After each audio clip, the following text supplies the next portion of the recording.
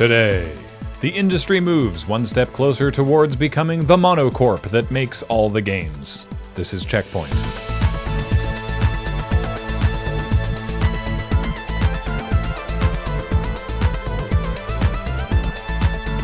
Welcome to CheckPoint, where we don't do video game news anymore. That's right. All the hot news is either in people paying stupid money for stuff or people paying money for stupid stuff. That pretty much explains all of our stories this week. I think I can slip in a couple of stories that get lewd for no good reason. Gee, what a shocker. Well, if you insist. The games industry experienced a year's worth of news, and all of it in January. Following the surprising and blockbuster acquisition of the still very deeply troubled Activision Blizzard by Microsoft, gaming fans were equally rocked by the news that the New York Times bought Wordle. That's cool, I guess. How much? Low 7 figures. Wowee. All right, well, good for whoever made Wordle, I guess. His name is Wordle? Oh, Josh Wardle. Oh, okay. Well, enjoy your at least $1 million, Josh. I'll tell my mom to enjoy guessing before the New York Times paywalls the thing. Good news also for someone who I can only assume is named Dave Bungie, as Destiny developer and games industry stalwart Bungie have been bought by Sony. The $3.6 billion acquisition of Bungie is nothing compared to the $68 billion that Microsoft paid for ABK, but it's still kind of a big deal, especially since it's possibly more unclear what this actually means for either party. When Bungie finally freed itself from what seemed at the time like the shackles of Activision Blizzard, much was made of their rediscovered independence, and indeed, in a news post, Bungie maintains that they will continue to independently publish and develop their games, which can't be totally accurate because why would Sony buy them? It sounds for now like Destiny is going to keep doing what it's been doing and will stay cross-platform on PlayStation, Xbox, and PC. And indeed, Bungie claims that any future titles will, quote, extend to anywhere people play games. But not Nintendo. But this really, really seems like Sony wants in on the absolute ground floor of whatever new multiplayer shooter IP Bungie has definitely not been secretly working on for a while. Wink, wink. I guess the best way to get a new Halo is to just buy the people who made the first one and let them think they've got a long leash. Now, is that a cynical take? Yes.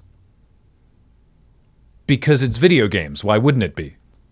If you're mad that the New York Times has purchased Wordle because it means it'll now be buried behind a paywall, one, that's incorrect because Josh Wardle's deal with the Times was also to keep Wordle free to play. Oh, good. And two, you can always just find another Wordle clone to occupy your time. For example, Lordle of the Rings is an open source fan project where all of the 5-letter words are drawn from the Lord of the Rings. I'm assuming the books, because that's where words are. And really, think of how exciting it'll be to see blank IL blank O and immediately go for Bilbo instead of dildo. Unless the devs have also included some unauthorized fan works from AO3, in which case, dildos ahoy, I guess. In yet another example of a story we've seen already play out exactly like this, and indeed we are sure to see again because gaming executives seem to either not know or not care what most people think about NFTs, but anyway, Worms publisher Team 17 both announced and then almost immediately canceled an NFT initiative following backlash both external and internal. The so-called MetaWorms NFT project was to be, I don't know, the same kind of useless thing as always, horrendous and soulless pictures of animals, in this case the titular worms from Worms, sold on the Ethereum blockchain because the system still needs more bigger fools to buy in. But not only did fans express their intense displeasure, but according to sources, so did staff at Team 17 who were unaware this was happening. Indeed, Team 17's publishing partners were equally surprised, with Platonic, developer of Yooka-Laylee, Aggro Crab, developer of Going Under, and Ghost Town Games, developer of Overcooked, all taking to Twitter to disavow any part of Team 17's plans before the publisher announced that they were, quote, stepping back from the NFT space. A space, I hasten to remind you, that only exists to trick more people into buying crypto. And if there were any actual value to NFTs for consumers, furry artists would have been all over it like 5 years ago. Remember, we're on Patreon, and I know what's keeping that platform afloat. Team 17's response is a far cry, pun intended, from Ubisoft, who refuses to kill its miserable Quartz service because, and I cannot stress enough that I'm not making this up, they think gamers, quote, just don't get it. Seriously, in an interview with Finder, in exactly those words, Nicolas Pouhard, VP at Ubisoft's Strategic Innovations Lab, said, quote, "We know it's not an easy concept to grasp," and, quote, "I think gamers don't get what a digital secondary market can bring to them, as if this whole hellscape is somehow for our benefit. If you really wanted to do all the things you say you do, you could just do them without making me buy a currency named after the concept of being fleeting and delicate." Limited Run Games is opening a brick-and-mortar retail store in North Carolina this April. LRG CEO Josh Fairhurst wanted to open this pile of gypsum and concrete because the death of physical video game stores has pained the company just as much as the death of physical games themselves. The store was supposed to open last August, but it's been pushed back probably because they're trying to source a big enough steelbook to cover the front entrance. It looks totally tubular, and frankly, I'm a little jealous the good folks of Cary, North Carolina will get the first chance to wander its aisles 75% full of limited run games products and 25% full of other merchandise, including a trading card area and sections for secondhand games.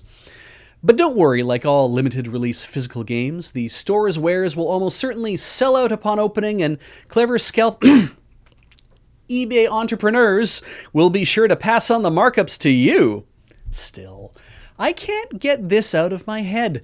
I mean, good for limited run games. I love their stuff and probably even have some in my house. But if you're like me, and I have the photos to prove it, you're thinking, shouldn't GameStop have done this first? They don't just have one store, they have thousands and dozens of employees. If GameStop was so concerned about maintaining a physical presence to sell physical games to unphysical gamers, shouldn't they have gone into game publishing too? Sorry, they did? It was called Game Trust? It published 7 games? One by Insomniac? Jesus. Well, did they do a bunch of tie-in merch for it too? They did? Huh. How's the company doing now?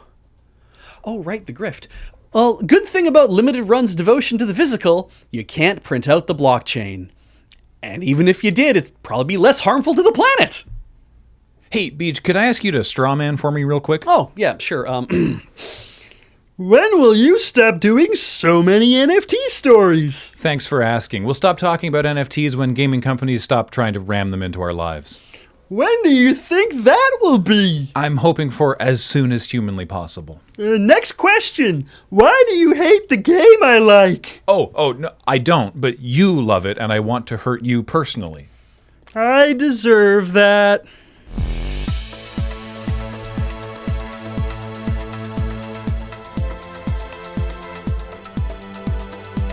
Coming up, Yacht Club Games has finally put Shovel Knight into enough other games that they're working on a second game of their own. It's called Mina the Hollower. It seems inspired by Link's Awakening, and they've already doubled their initial Kickstarter ask. They haven't announced any stretch goals yet, but I hope Shovel Knight will be in it. I look forward to 5 or 6 years from now when Bungie makes a big deal about their newfound independence from Sony. Yeah. Right? Because it's like they were independent, then they got bought by Microsoft, and then they were free from Microsoft, and then almost immediately were in with Activision. Blizzard, yeah. Oh, and just then, Activision, yeah. I guess. Yeah, and then they somehow negotiated for their freedom, and they made this huge deal about how it was, independent Bungie again, and then now they're in with Sony. But again, they're like, we're totally independent. We get to do our own. We get to develop our own games and publish our own games, and it's like. Actually, some further information about that. The $3.6 billion. Yes. Almost a third of that is being put towards employee retention. Oh, okay. So like $1 billion in is raises to encourage current employees of Bungie to remain at Bungie. Yeah. And that's going to be... And then the other $2 billion is to basically staff up for this other IP. Right. which means that if that's a payroll increase, Yeah. that's not going to be a single year payroll increase. That's going to be probably a multi-year payroll increase, because they know they have a big project coming Yeah. up. They're like, we have to be able to have payroll to cover, like, to keep people around, and then also if we're going to hire new people as well. It's like, well, now we have to be able to supplement everybody else's income, because we're going to have to hire other programmers at like a certain amount. Which Yeah. means that, like, I'm happy that employees are actually going to directly see some benefit of this sale, I hope that's the case. which is exciting. The possibility You're just of going that. to hire more managers. But also, like, Bungie currently has like 900 employees.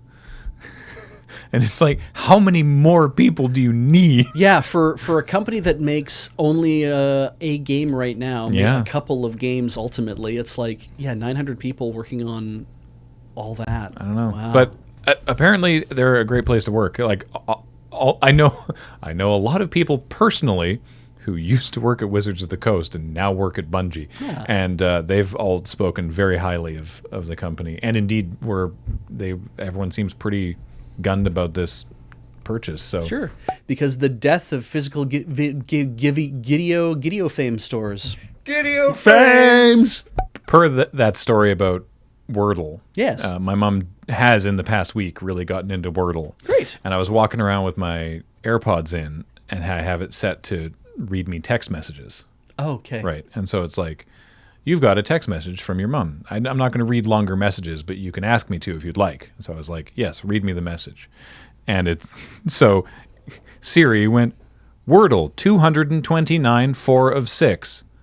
Yellow square emoji. Yellow square emoji. Gray square emoji. Yellow square emoji. Gray square emoji. Gray, and just reading the Wordle result. And I was just like, please, Siri, please stop. Please stop. I won't read longer messages, but I can if you want. Yeah. She got it in 4, by the way. That's if you're pretty good. interested. Yeah.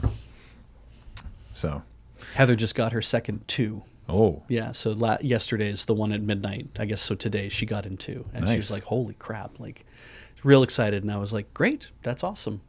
They made a joke about Wordle on Young Sheldon. Seth Meyers. Oh, yeah. Yeah, During yeah, a closer look, they made a joke about it, and which was received with a tepid response from the titter, audience. a titter from the audience, to which Seth, as an aside, his producer, is like, I think Wordle might be more popular inside the office than the general public. Yeah. But to me, it seems like everyone's playing it. Yeah, 'cause absolutely. That's all I see on Twitter. Yeah, I'm not playing it at all. No, me neither. I was kind of not really interested in I wasn't interested in getting into it in the first place, and then like now that more people have been playing it in our group, I'm like, oh, I see what kind of game it is. It's interesting, and I watched Heather play a bit of it, and like, okay, that's interesting too. And then just something about that was like, I don't know if now I feel like I should play it because it seems like it's interesting and fun, but because we're doing stories about it on CheckPoint all the time, like I don't know if I want to be that deeply connected to it, because we've seen Yeah. what happens when I do stories about things I'm deeply connected to. That's got to be enough. True.